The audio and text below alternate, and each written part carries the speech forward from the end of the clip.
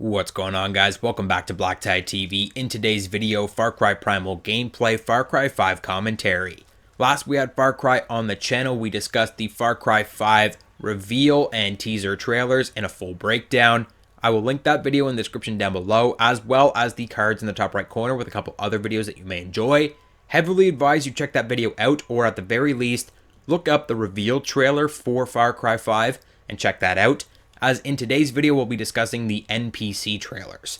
So 3 non-player character trailers were released alongside the reveal trailer, basically detailing or giving more outside information on 3 very important characters in the Resistance portion of the Far Cry 5 campaign.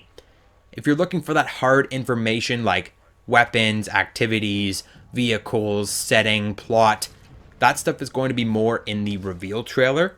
And so you're probably going to want to catch up with that reveal trailer before continuing on with this video. That being said, we are going to have a pretty cool discussion here today and what these 3 main characters in the Resistance could mean for how the storytelling is going to work in Far Cry 5. Now, we're going to start off with a quick refresh in case it's been a while since you've seen that trailer, or maybe you chose not to watch the Far Cry 5 reveal trailer. Essentially, this religious cult is taking over the county. And whether or not we form it, there is a resistance movement against the cult. And these 3 characters that we have trailers for are all part of that resistance movement. Now, there's a chance that the resistance movement starts with the player. Maybe we have to form that resistance and then recruit these characters, which would actually be following the recipe of Far Cry in the past, where, for example, in Far Cry Primal, you have to go around and find all of the characters and add them to your village, or add them to the Resistance in Far Cry 5's case. So that could be a possibility. Or the Resistance might already be formed and we may be joining it and then doing missions for these characters, a la Far Cry 4. Far Cry 4, there were 2 main characters leading the Golden Hand, which was the Resistance movement or the militia that you joined at the beginning of the game, Amida and Sabal. Now, I'm pretty sure those are the names. If they're not, feel free to roast me in the comments. But Amida and Sabal were the 2 characters that led the Golden Hand. You joined the Golden Hand, and then you did missions for them.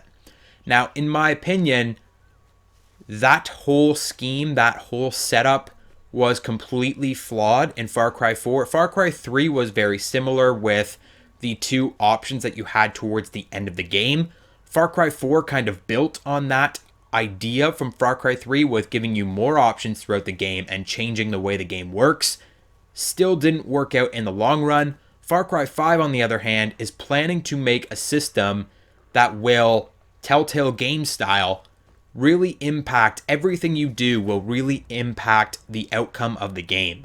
Now, if this actually works out, this could be very, very interesting with these 3 main Resistance characters, because they all seem to have different views on life.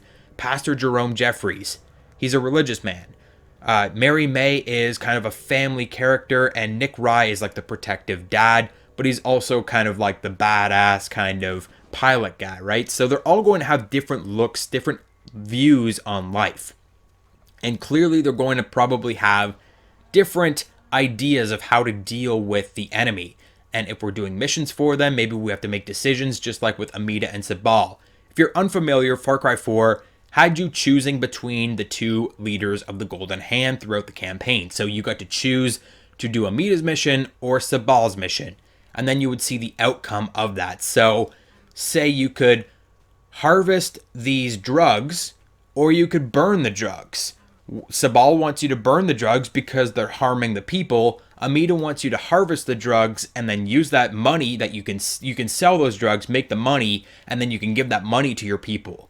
And then you have to deal with the consequences. But the problem with Far Cry 4 was, even though you could go through and make sure, say you picked Sabal, you could go through the entire game, every single decision, and keep picking Sabal, keep picking Sabal, keep picking Sabal.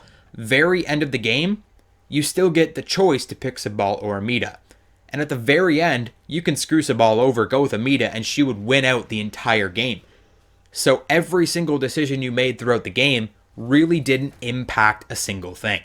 Far Cry 5, on the other hand, seems to be different. The way that they've been marketing this game as every single thing you do impacts the end of the game. everywhere you go, every non-player character you interact with will affect the outcome of the game, Telltale game style, Heavy Rain style. This would be really, really cool if they can perfect this. Now, it's Far Cry. It's never been great story-wise. I mean, it's always been a good story. Far Cry 3, as I've said a couple times, one of my absolute favorite games of all time. Love the story in that. Far Cry 4, the story was really lacking. Far Cry Primal, I don't even know what the story is, to be honest with you, because nobody speaks English. Far Cry 5 could be great, could be terrible. It depends on how they use this character dynamic and if it's actually going to impact how we play the game. So I'm looking forward to seeing what these characters' outlooks are, what we're going to be doing with these characters.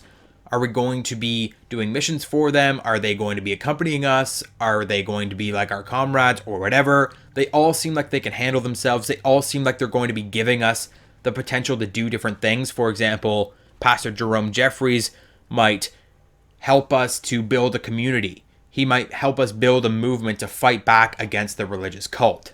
As a pilot, Nick Rye could be giving us the ability to fast travel between points using his plane as transport, or potentially we could fly the plane ourselves.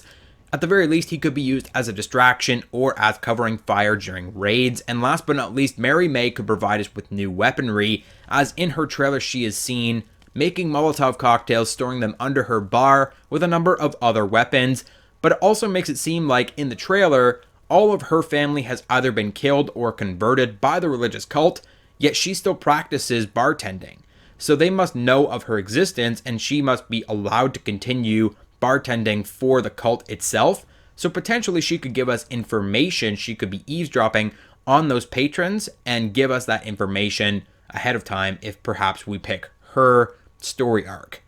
I want to see decisions. I want to see consequences for those decisions. I want to see different storylines, and I want to see a game that's different every time you play it.